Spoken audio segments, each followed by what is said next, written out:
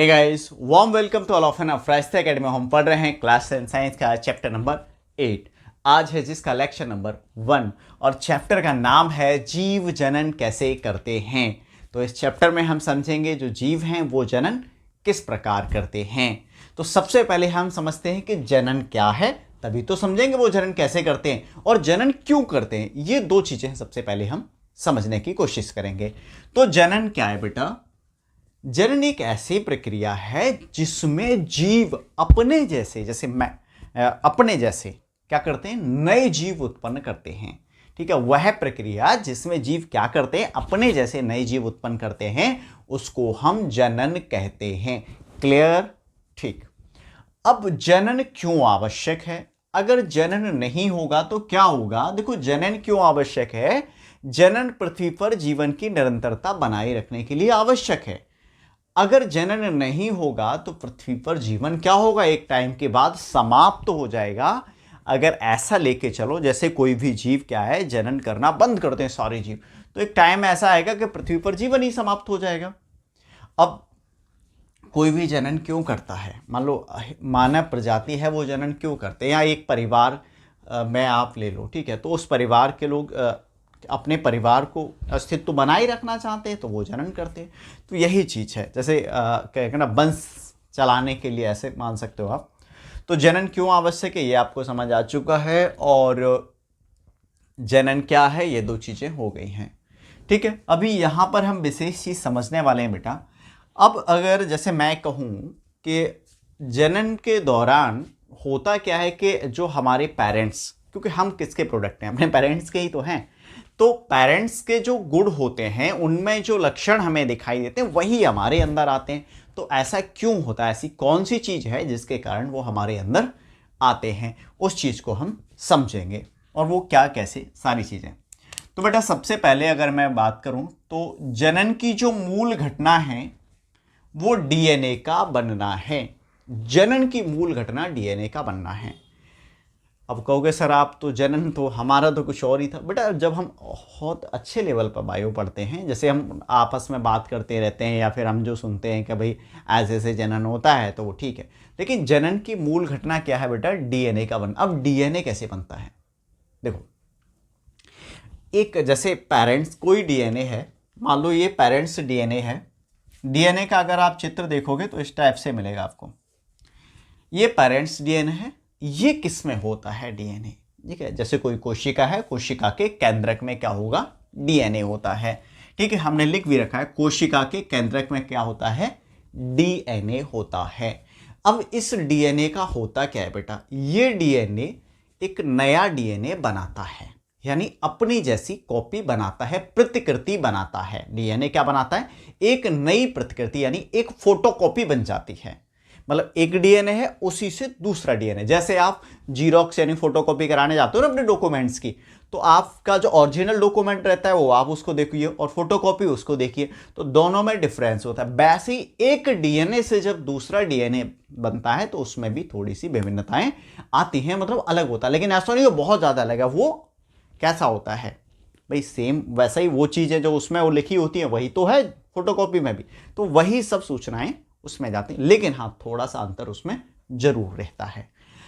अब एक डीएनए से दूसरा डीएनए बना। डीएनए किस में है? कोशिका के अंदर है बेटा।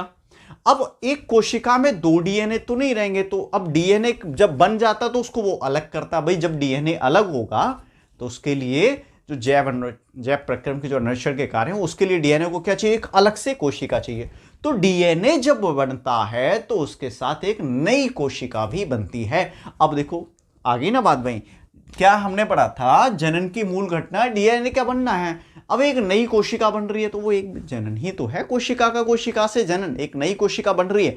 तो नई कोशिका क्यों बनी? क्योंकि एक डीएनए से दूसरा डीएनए बना, और दूसरा जब डीएनए बनेगा तो उसके लिए भाई जो भी अनुच्छेद के प्रक्रम है, जैव प्रक्रम जो भी है, उस डीएनए को रहने के लिए क्या चाहिए? क्योंकि डीएनए किस में होता है? कोशिका के केंद्रक में होता है। तो उसको क्या चाहिए था? एक कोशिका चाहिए तो डीएनए के निर्माण के साथ साथ एक कोशिका का भी सृजन होता है।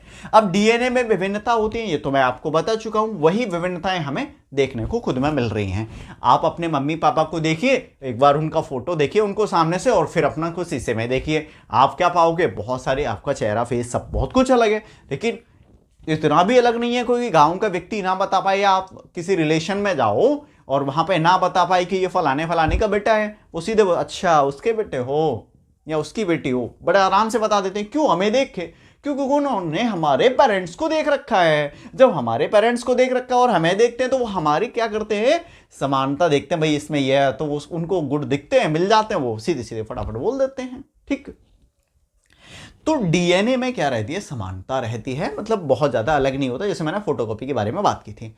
अब मैं बात करूं बेटा कि डीएनए में अगर बहुत ज्यादा विभिन्नता आ जाए, मतलब विभिन्नता बहुत उग्र हो, तो क्या होगा। अब आप फोटोकॉपी कराने गए, फोटोकॉपी वाले को डॉक्यूमेंट्स दे दिए, आप डॉक्यूमेंट्स लेके आए और फोटोकॉपी, आपके डॉक्यूमेंट्स जो थे वो जो आपको कराना था वो मटेरियल ना होके उस पर कोई दूसरा मटेरियल उसने दे दिया, तो आप क्या करो, उसको तो फाड़ के फेंक दोगे ना। तो वैसे ही अगर डीएनए में बहुत ज़्यादा विभिन्नता होगी तो कोशिका की जो नई कोशिका बनी होती है वो क्या होती है, मर जाती है। ठीक है, नई, अब संतति कोशिका आप कह सकते हो उसको, तो वो मर जाती है। तो वो जीवित तभी रहेगी जब विभिन्नताएं कम होंगी, ये भी आपको ध्यान रखना है। अब डीएनए की बात कर रहे थे, मैंने बेटा बता दिया जनन की मूल घटना डीएनए का बनना है, और डीएनए की फुल फॉर्म है डीऑक्सीराइबोन्यूक्लिक अम्ल। क्या है डीऑक्सीराइबोन्यूक्लिक अम्ल? डीएनए के अणुओं में आनुवंशिक गुणों का संकेत होता है। मैंने अभी देखो डीएनए, अब एक डीएनए से दूसरा डीएनए बना, ठीक है, इसी तरह से बहुत सारे डीएनए बनते रहते। अब ये जो डीएनए है, जब हमारे पेरेंट्स का डीएनए जो भी उनमें हमारे पेरेंट्स में जो डीएनए है उनके पेरेंट्स से आया है, तो उनके पेरेंट्स में जो गुण थे वो हमारे पेरेंट्स में आए, हमारे पेरेंट्स से हम में आए, तो ये जो सूचनाएं जो ट्रांसफर होती हैं वो डीएनए के थ्रू ही होती हैं। ठीक है, थोड़ी सी विभिन्नता इनमें आती रहती है जिससे हमारे शरीर और बाकी चेंजेस आते हैं, आवाज़ में भी या फिर पूरा हमारा जो दिख रहा है उसमें भी, पूरी बॉडी में चेंजेस आ जाते हैं। तो डीएनए के अणुओं में आनुवंशिक गुणों का संकेत होता है जो जनक पीढ़ी से संतति पीढ़ी में जाते हैं, जो यानी हमारे पेरेंट्स से हमें मिले हैं। क्लियर?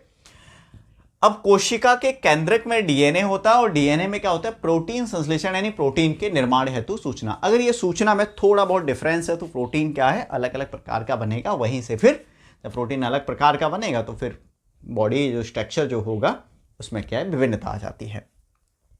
डीएनए की प्रकृति जो है मूल डीएनए से भिन्न होती है। मैं आपको अभी बताया ही था, फोटोकॉपी जो मूल है उससे आप कराओगे तो फोटोकॉपी और जो ओरिजिन कॉपी में अंतर आपको दिखाई दे जाता है, लेकिन ऐसा नहीं होता बहुत ज़्यादा भिन्न होती है, लेकिन वो समरूप ही होती है उसी के जैसी। क्या जीव पूर्णतः अपनी प्रतिकृति का सर्जन करता है? बेटा नहीं करता है, क्योंकि डीएनए में, एक डीएनए से जब दूसरा डीएनए बनता है तो उसमें विभिन्नता आना स्वाभाविक है। विभिन्नता का महत्व क्या है? अब विभिन्नता आ रही है तो इसका क्या महत्व है, ये भी प्रश्न आपका बेटा पूछ लिया जाता है। तो ये तो अपना क्लियर हो गया, ये विभिन्नता का महत्व क्या है। अब मान के चलो कोई जल है, मतलब एक जल है, एक तालाब है, इसमें कुछ जीवाणु हैं, ठीक है, इसमें कुछ क्या है, ये जीवाणु हैं बहुत सारे। अब ये जीवाणु नए जीवाणु उत्पन्न कर रहे हैं, ठीक है, ये जीवाणु क्या कर रहे हैं, कुछ नए जीवाणु उत्पन्न कर रहे हैं इस टाइप से, ये नए जीवाणु इसमें बने। पहले जो जीवाणु थे वो टेम्परेचर पे सरवाइव कर सकते थे 20 से 40 डिग्री, जो जनक वाले। लेकिन अब कुछ जो जीवाणु बने हैं, ये इनकी जो संतति है विभिन्नता के कारण ये 20 डिग्री से 60 डिग्री तक सरवाइव कर सकते हैं, मतलब जिंदा रह सकते हैं। अब हुआ क्या, अचानक से टेम्परेचर बढ़ गया, वातावरण में चेंज आया, टेम्परेचर बहुत ज्यादा बढ़ गया। अब बहुत ज्यादा बढ़ेगा तो क्या होगा, जो 20 से 40 डिग्री के बीच में जो सरवाइव कर रहे थे वो तो जीवाणु मर जाएंगे, बचेंगे कौन से, जो 20 से 60 वाले। तो विभिन्नता का हमें यहां पे लाभ देखने को मिल रहा है। और अगर हम बात करें बेटा वृग की, तो अगर जैसे मान लो पहले वृग हुआ करते थे हमारे लाल, ठीक, तो लाल वृग है और उसी में से कोई हरा वृग बन गया। छोटे से कीट पतंग होते ही हैं जो पौधों पे, घास पे आप ले लो या हरे पौधों पे मिलते हैं, ठीक, वृग। ये अगर आप चैप्टर नंबर 8 9 9 में आपको देखने को मिल जाएंगे इसके चित्र। तो भृगु जो है, अब मान लो ऐसे हैं आपके, ये था, ये मान के चलो ये जो भृगु का कलर है वो रेड है। कैसा है? रेड, यानी मैं लाल लिख देता हूं, ठीक है।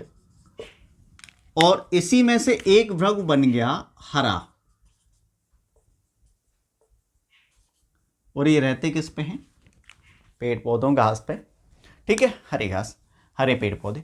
अब वहां पे जो लाल भृगु हैं बेटा, उनको तो कौन खा जाएगा? कौवा खा जाएगा। कौवा दिखेंगे आराम से, उसको दिख रहा भाई, आएगा, डिटेक्ट करेगा, खा जाएगा। लेकिन हरे वाले पत्तियों में चुप जाएंगे। तो ये हरा किसके कार्ड? इसमें डीएनए में विभिन्नता के कार्ड। अब जब इस तरह से क्या होगा, एक टाइम ऐसा आएगा कि लाल भृगुओं की संख्या धीरे धीरे कम होती जाएगी और उनकी पूरी प्रजाति ही समाप्त हो जाएगी। बचेगा कौन? हरा, और उनकी संख्या बढ़ती जाएगी क्योंकि उनको कौवा नहीं खा पा रहा है, वो छुप जा रहे हैं। तो इस तरह से विभिन्नताओं से भी क्या होता है, किसी प्रजाति की, या हम कह लें किसी स्पीसीज की एक पूरी प्रजाति बची रहती है, वो नष्ट नहीं होती है विभिन्नता होने से। और अगर डीएनए में विभिन्नता नहीं होती तो ये जीवाणु भी मर जाते और इसमें सारे कौवे इनको खा जाते। ठीक है, तो ये उम्मीद करता हूं बेटा ये सारी चीजें आपको समझ में आ गई होंगी। 2 प्रश्न हमारी किताब के यहाँ पे बनते हैं, अगर आप देखोगे तो इसी टाइप से आपका बनेगा, ठीक है। या जनन में डीएनए का, प्रतिकृति का बनने का क्या महत्व है, ऐसे प्रश्न पूछ सकता है आपसे। तो बिना डीएनए की प्रतिकृति के जनन हो ही नहीं सकता, क्योंकि जब डीएनए बनता है तभी कोशिका का सृजन होता है, नई कोशिका बनती है। ठीक, तो विभिन्नता का महत्व क्या है ये हमने अभी समझ ही लिया। अब बढ़ते हैं बेटा आगे। तो जनन जो है क्या है वो हमने समझ लिया। ठीक, अब हम समझेंगे जनन के प्रकार। तो जनन कितने प्रकार का होता है बेटा? जनन होता है 2 प्रकार का। कितने प्रकार का होता है? 2। अब 2 कौन कौन से प्रकार हैं? एक होता है लैंगिक और एक अलैंगिक जनन। ठीक है, यानी लैंगिक और अलैंगिक जनन, ये जनन 2 प्रकार के होते हैं। मैं यहां लिख लेता हूं अलैंगिक, और इधर मैं लिख लेता हूं लैंगिक। हम दोनों को समझ लेंगे एक साथ कि दोनों जनन किस प्रकार से होते हैं। लैंगिक जनन, ठीक, और अलैंगिक जनन। लैंगिक जनन में क्या होता है बेटा? इसमें सिंगल जीव भाग लेता है। सिंगल मतलब एक।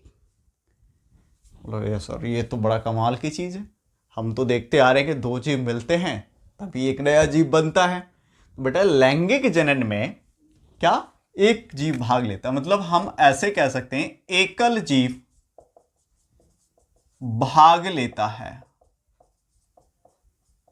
एकल जीव भाग लेता है तो इसका मतलब एक जीव से ही बनता है।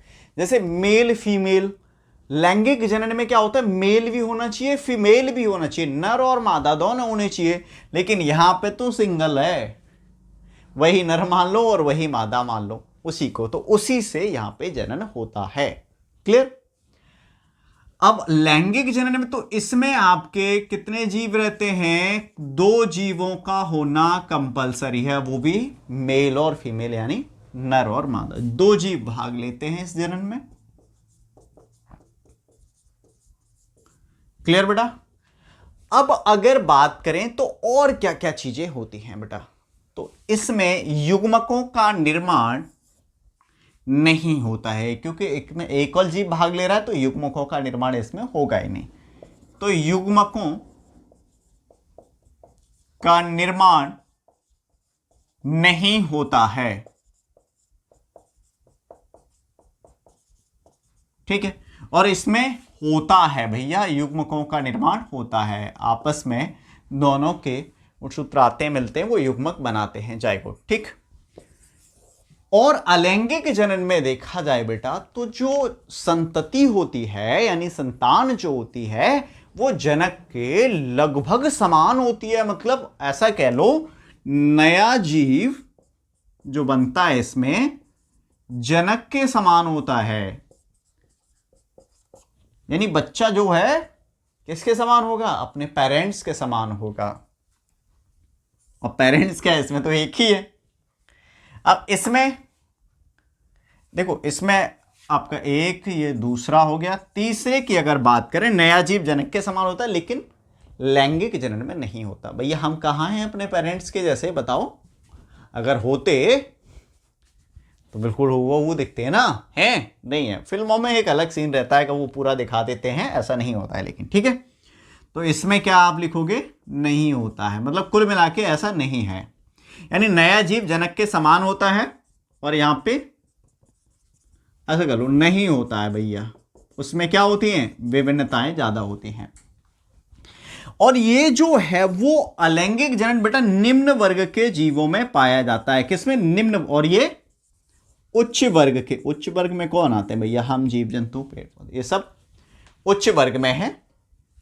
उच्च वर्ग के जीव जंतुओं में कौन पाया जा रहा है? लैंगिक जनन पाया जा रहा है, वो हमें देखने को मिलता ही है। और अलैंगिक जनन किन में पाया जा रहा है? निम्न वर्ग के जीव जंतुओं में पाया जाता है। तो उम्मीद करता हूं बेटा यहां तक आपको सारी चीजें क्लियर हो गई होंगी, ठीक है, और बहुत अच्छे से आपको समझ आया होगा। जो भी डाउट है आपके कमेंट बॉक्स में आप लिख दीजिए, उनको सॉल्व किया जाएगा। तो इस वीडियो में अपन यही सारी चीज़ें करेंगे। इसके बाद हम पढ़ेंगे जो अलैंगिक जनन है उसका आगे का, यानी अलैंगिक जनन किन जीवों में होता है। तो मैंने निम्न वर्गों की बात की है। तो अलैंगिक जनन जो होता है वो निम्न वर्ग यानी एक कोश के जीवों में, या फिर ऐसे जीव, बहुकोश के जीव जिनकी संरचना बहुत ही सरल होती है, उनमें होता है। तो हम इनको आगे जाके देखेंगे। अगर हम बात करें तो ये ईस्ट हो गया, आपका हाइड्रा हो गया, यूग्लिना हो गया, पैरामीशियम, ठीक है, उनमें अलैंगिक जनन होता है। अब यहाँ पे आप मनुष्य ले लो, गाय, भैंस, बकरी आदि, इन सभी में क्या होता है? लैंगिक जनन होता है। ठीक है बेटा, तो मिलते हैं अब नेक्स्ट वीडियो में। तब तक के लिए बाय बाय।